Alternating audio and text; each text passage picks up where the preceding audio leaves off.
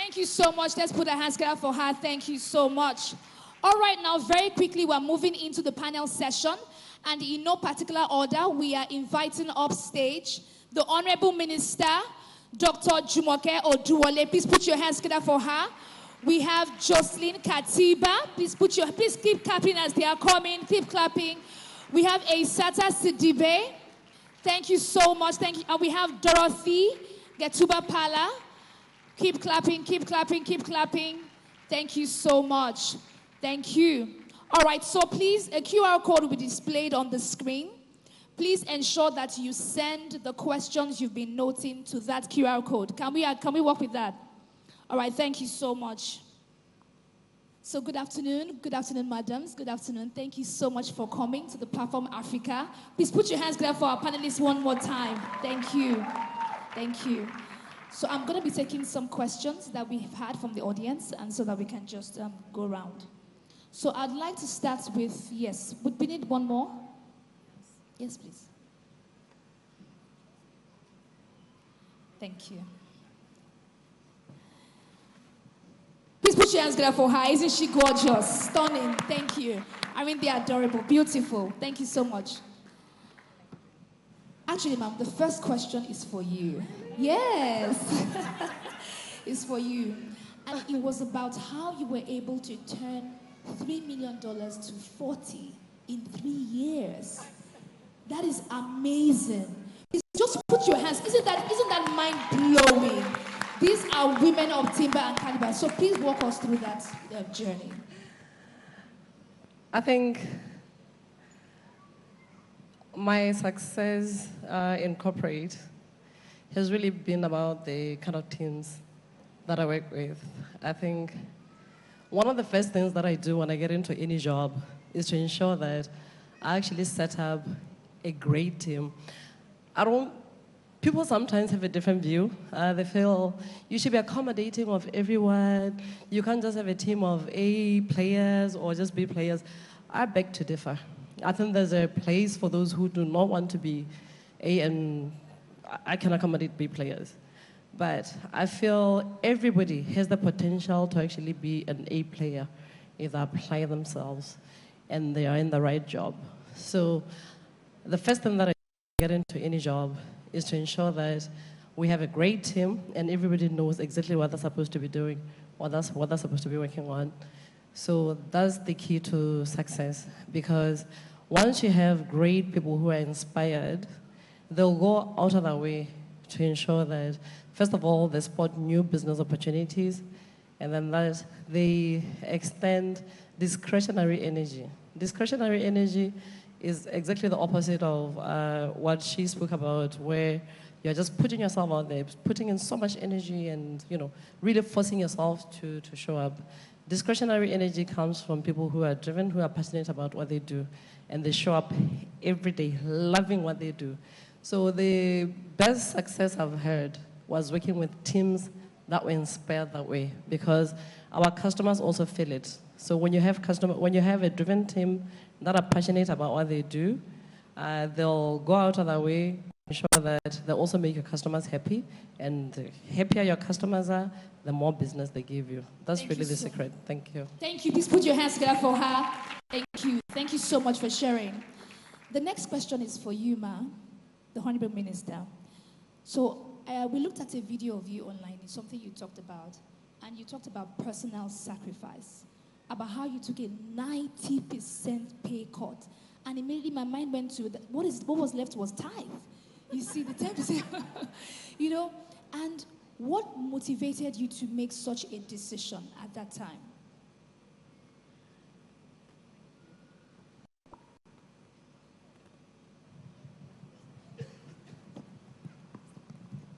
Thank you for that question. Gosh, that was a long time ago. Would I do that now? Actually, the truth is that I'm taking more than that now as a cut, because if I think of what I would earn elsewhere, the opportunity cost of public service is quite high. And that's the importance of focus, knowing what you want to achieve. I used to ask my students a question, and it was, what do you want to have on your tombstone. And we didn't like the question because they're like teenagers. I said, okay, imagine you're receiving a Lifetime Achievement Award at 80. What do you want to be said about you? And so if you want to die empty, if you want to give everything in you out to the world and know that you've done it all, then you can't work for money. There's nothing wrong with money, but money is a tool, and money follows value, and that's what I was just hearing you say. And so when you work for focus and you move to where that purpose is, then whether it's a 90% pay cut or you're working for free, you're working for your passion and for your fulfillment, and that's the most important thing of all. Thank you very much. Please let's put our hands together for the Honorable Minister. Thank you so much, ma'am. Now, the next question is for you, Madam Jocelyn. A video from you, was talking about how you shuddered about where Crestform would be today if, at the 50-year mark, if you had, a board. So I want you to paint a picture. What would it have been like if you had a board when you were 5? Because a lot of people think, I'm too small, it's not time to have corporate governance, it's just me and a team of 2. What do you say to a woman like that who is saying, it's just me and this team of 2, I don't need a corporate board, or we don't need corporate governance? I think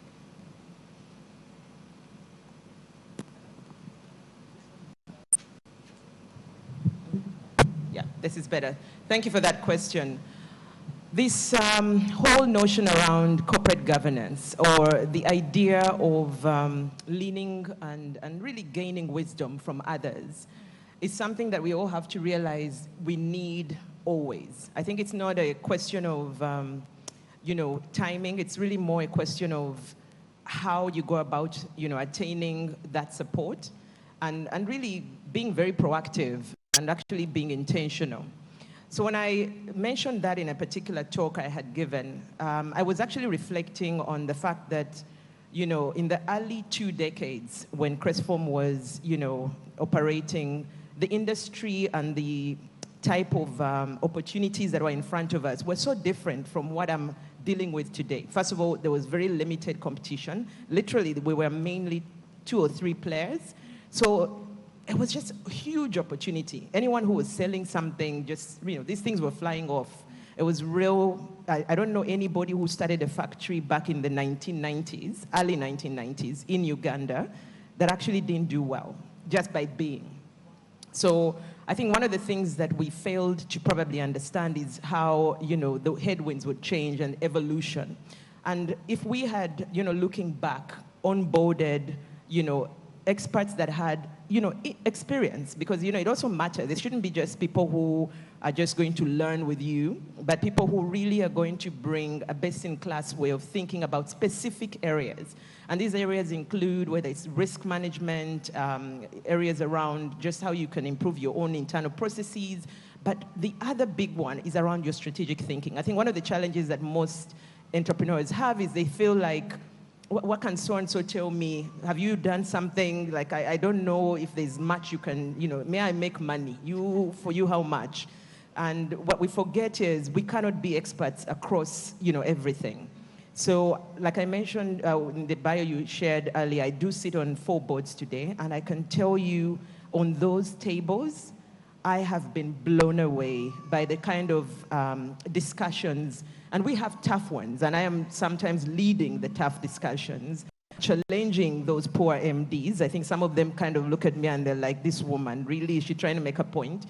And I'll tell you that what we try to do in those discussions is push the thinking, is make each other a bit uncomfortable so that we can forge a way forward that is a lot more powerful than if just one head was putting all that together. So, in terms of if you're an entrepreneur out there, you're an SME and you just want to have a vision to take you somewhere, maybe you haven't even defined what that looks like, you're too scared, you must have a board. It can start out as an advisory board. It need not be too structured as much as you can have like 2-3 people. Again, be very careful on how you select those people because they really need to fill in where you probably are a bit limited.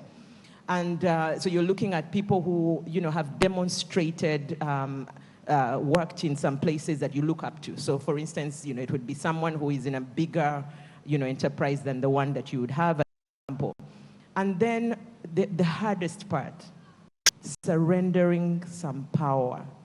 That one, because one of the mistakes that I have seen even for myself is you walk into the boardroom and what you really want to do is present these nice slides and you're just looking for people to nod. You know, you need to actually allow yourself to be open-minded and just listen and just allow them to push your thinking and inform that thinking and take you to the next level. Thank you. Wow. Wow. Amazing. Thank you so much. Thank you so much, ma'am. All right, so the next question is for you, Asata. You spoke about how you didn't want to be in the communications department and how eventually it has, brought you to where you are today. Now, there's someone listening, whether in person or online, and she's saying, I don't like my job. You see, it's hard. This is not where I want to be. I thought maybe at 39, maybe I'll be something else. I'll be somewhere else. Maybe I'll have achieved more. What do you say to that kind of person who is saying, time has gone and I really don't like where I am today? For me, it was different, right? Because I came in, it turned out to be an opportunity because I wanted to stay within the institution, right? So I took the job and I ended up liking it. So it worked out for me. So that's a little bit different from someone who is just, is in a position and they're not happy with their position. I think I talked about that a little bit. I think if you're in a certain position, you're not happy in the position you're in, then you should seek to grow. And we talk about that all the time. In any case, you should never stay static. You should always be in training. You're always learning. And learning can be a tool to move to another field, whether it's another field, to another job. So you're not stuck. If you have a job already and you're not happy in the job that you're in, then you should think about how to get out of this job. But then, and I say this all the time, people will go online to look at the wrong things. There's so much online. You can train, you can learn everything you need to learn about in terms, and it's free. A lot of times you can find, I think someone said this, I don't know if it's true, we have Harvard graduates here, but someone mentioned one time that there are Harvard courses online for free. And I said I need to go and look for those. So you can educate yourself. You don't need to wait. If you're not happy, take action. Take action, go train, right? Train, look for another job. Use that network I mentioned, because oftentimes we forget that we have a network, and this is the time where you should use that network to see if you can find another job, if you can move elsewhere. If you're really not happy there, there's no point in staying. Now, if you're there and you see a position within the institution that you would like to take, then work towards that position. Speak to the people in that other department. See how you can move to that department and then work towards that. So you have to be intentional about it. You can't just sit and say, I'm not happy in my job, and then do nothing about it, right? Then we consider that you're happy in your job, because if you're not doing anything about it, then you should try to change it. And changing it means taking action. And that's what you should do. A round of applause for our panelists. Beautiful response. Thank you so much. And our next question is for you, Madam Dorothy. So you did speak about how your mom was the one who said you should build your own table when you had gone for several auditions and no door was opening as such, and you just needed to have a break in the industry. So there's someone listening out there who is saying, nobody's giving me a break. Nobody's giving me an opportunity. I don't know where to go.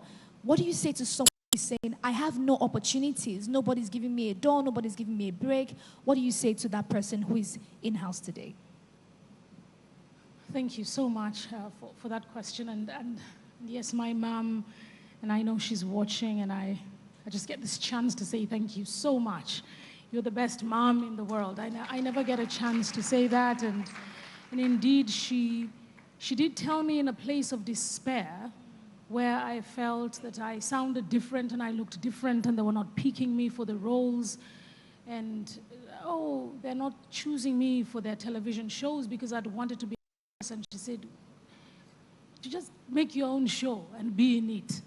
And say it like someone who's not in the entertainment industry, but I think it underscores her mindset, which is how can you create opportunities? Because I think sometimes we make a mistake of waiting for opportunities to be handed to us, and we miss the opportunity to create opportunities. Someone said about the two men who came, or two people who came to Africa, they were sent by a shoe company, and they were told to do a recon, and they both went back, and one said, they do not wear shoes, there is no market for us there. And someone said, they do not wear shoes, there is a market for us there. I think it's always about perspective. And so what I want to urge the person who's sitting there is that there are so many problems in the world. If you can find a way of solving them, then that is an opportunity. So create an opportunity for yourself. A wonderful round of applause for our panelists. Thank you so much. Create an opportunity. Now, this next question is for you, Madam Olebile. You said, and I quote, "The world is full of highly specialized people who stay too long in jobs only to then take their knowledge into retirement." Yes, I know.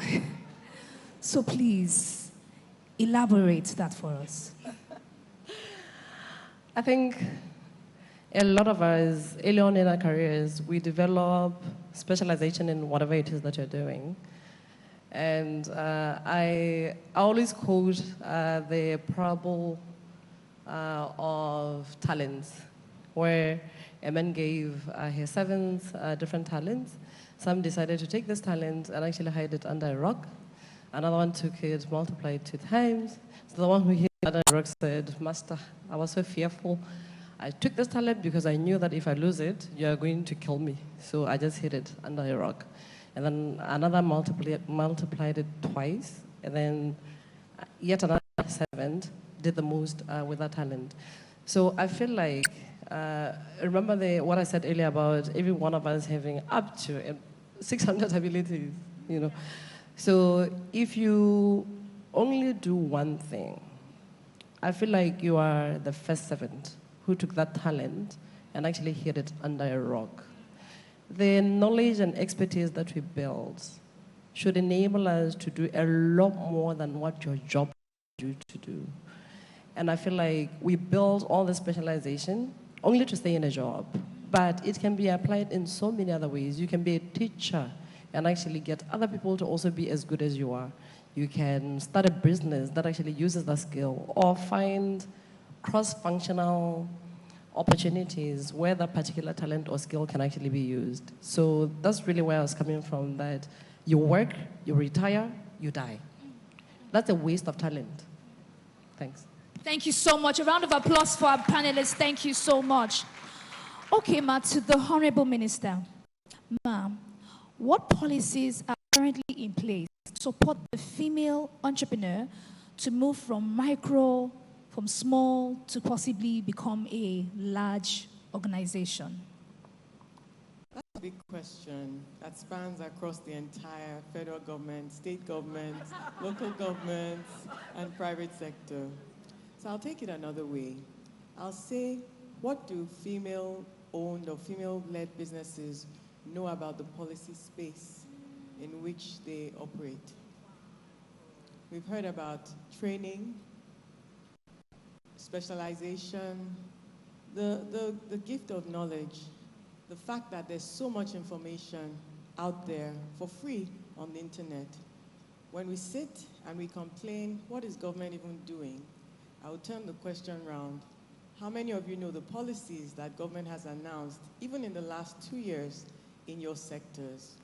How many of you trust or believe or try to investigate, to utilize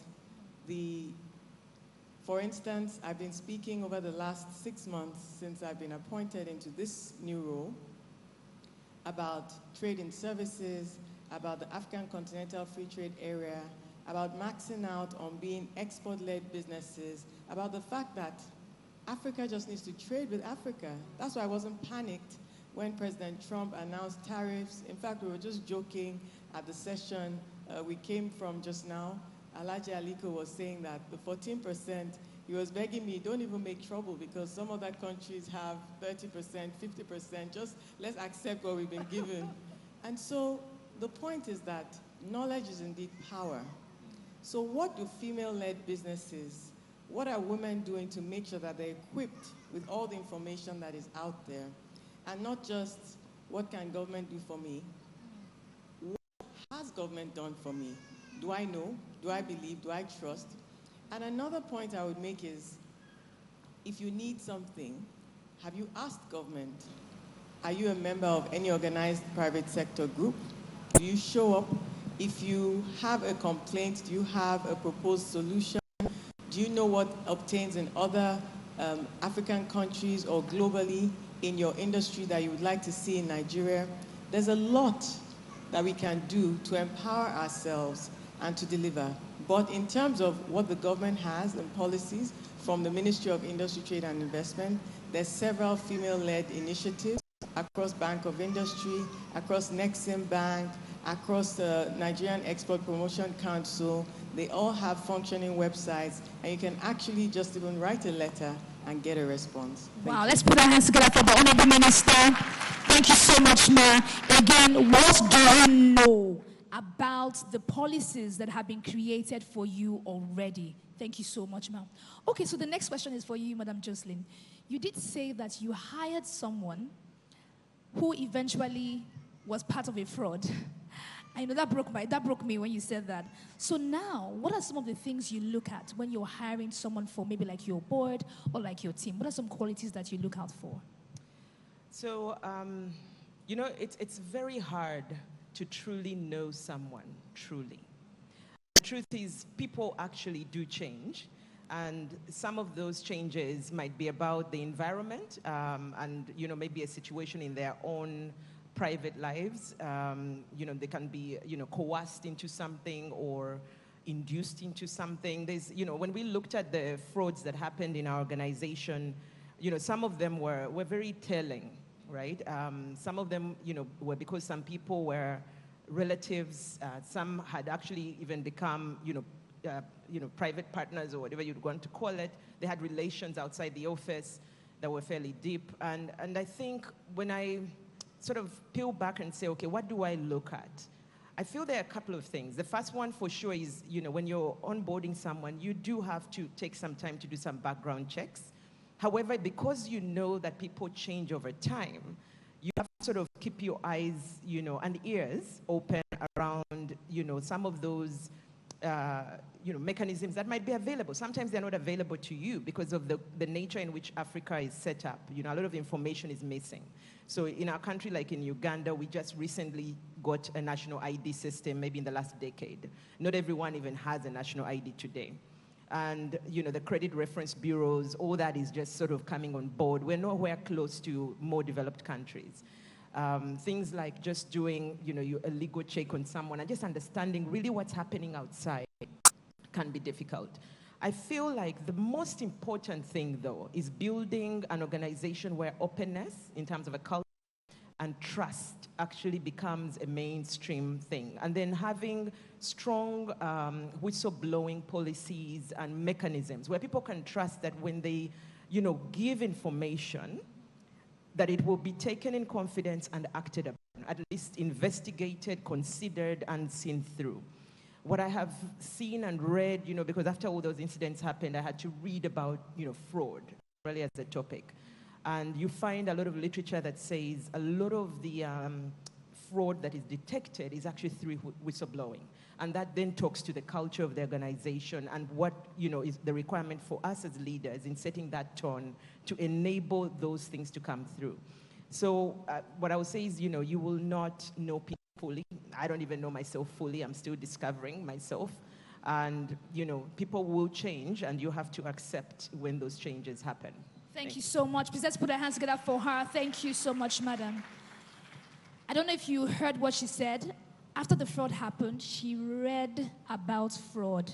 She didn't just pray about it, she read about it. So this knowledge thing, we do have to embrace it. Thank you. Yes, we do have to embrace it. Thank you so much. All right, Madam Aisata, this one is for you. So you've talked about being resilient, versatile, and living across countries and, making significant transitions. So how have you been able to move across sectors? Can you please share some practical actions you took to root yourself and build networks in a new country, in a new job, in a new ecosystem? What are some things you did to help you really sit into those new positions? That's a hard question and a long one to answer, but let me give it a go. So you mentioned resilience, versatility. These are things we all need to have. If you choose that you want to have a career, that you want to work, you need to be versatile. You need to be resilient. It's part of that choice that you made to be in the workplace, and you have to just accept that. That comes with that decision, right? Because it's not always going to be pink and flowers and so. And I talked about that earlier. It's really accepting to do things that you don't necessarily want to do, right? So that's part of resiliency, just adapting to your environment. Now, I want to come to your question where you say, how have I been able to? So for me, it was a transition. It didn't happen overnight. So I was in communication for practically 17 years, 18 years. And at some point, I think COVID was really this thing that happened to all of us, right? Where a lot of us, it was a time for reflection, right? We didn't have to go into the office anymore. We had more time. And, well, I don't know if we had more time. We had kids around us all the time. So I don't know if we had more time, but we had more time to reflect. And for me, that's when the switch happened. The switch happened for me.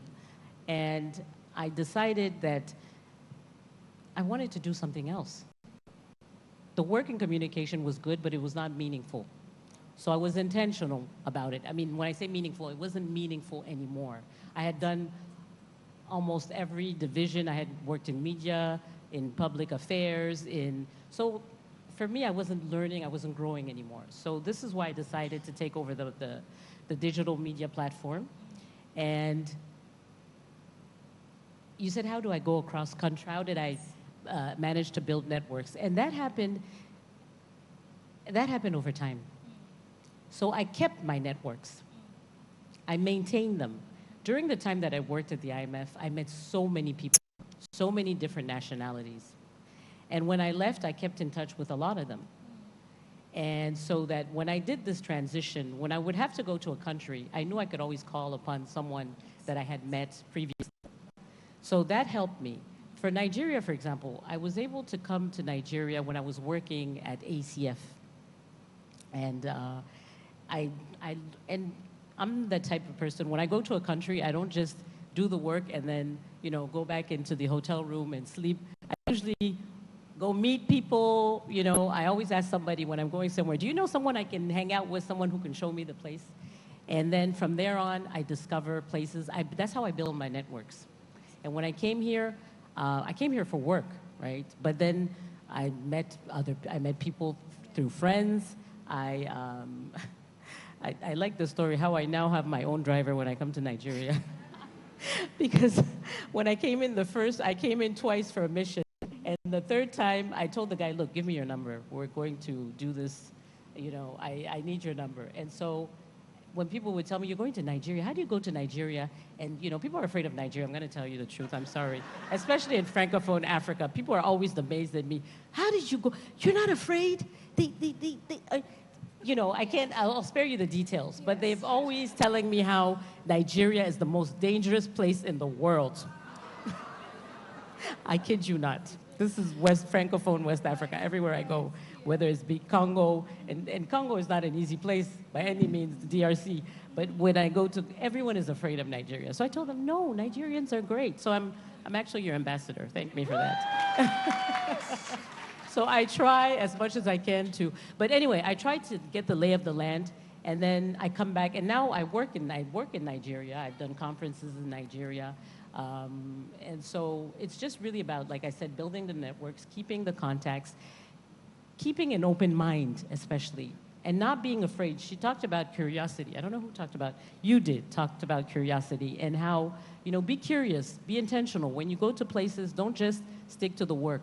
Go meet people, build a network. That's what helped me to transition to doing business in different countries and not letting, the fear or the language be a barrier. Thank you so much. Would you please give her a warm round of applause? Thank you so much, Madam Aisata. So she's essentially saying, when you're leaving today, don't leave the same way you came. Network, meet someone, get their numbers, and build your network. Did we get that? Fantastic. Thank you so much. Okay, so I'll move on to you, Madam Dorothy. So now, you told us a lot about how you were able to take time off work.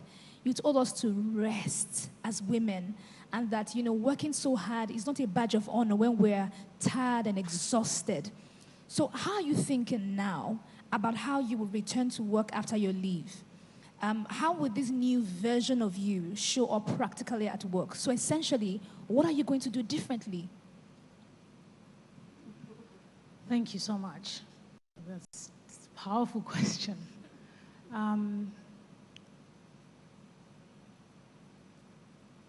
The first thing I'm going to do is I'm going to show up with every part of me. I think I'm going to stop trying to save the world. Someone joked and said, Dorothy, you're not the Holy Spirit.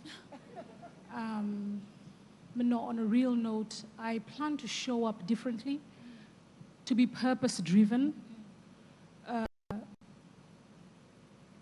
to ask for help, to prioritize, and to do things that align with my values and what it is that I believe in, and to really understand deeply and truly that I am not here to save the world. I shouldn't and I can't. And so there is a job for me. You said something so powerful. Oh, I forget, and I'm going to ask you again when we're inside. But it is being driven by purpose, by passion, but also understanding that everything in moderation, including moderation. You understand what I'm saying? Yeah, I do. And so I will say it very bluntly. We don't know how to moderate ambition. And so then, for me, I was going until I crashed. And so there are other priorities. I am not what I do. I am a mom, I'm a wife, I'm a friend, I'm a daughter. I am all those things. So how can I be holistically myself? So work is only part of who I am and not everything that I am. And that is how I will show up. Wow, brilliant. Please put your hands together for that brilliant response. Work is not who you are, it's part of what you do. And on that note, ladies and gentlemen, we would love to ask each of them a million questions, but they have to go. I mean, the audience is saying that you all are looking beautiful. I mean, they're looking beautiful.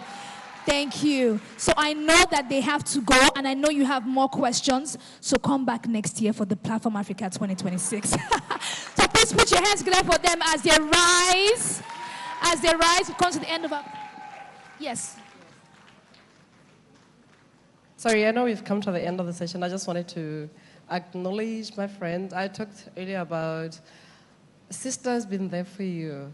A whole sister flew all the way from Botswana to come and support me on this journey. She's over there. Her name is Tutu. She's my friend. Sorry, please come together for a group photo, please. Group photo. Thank you.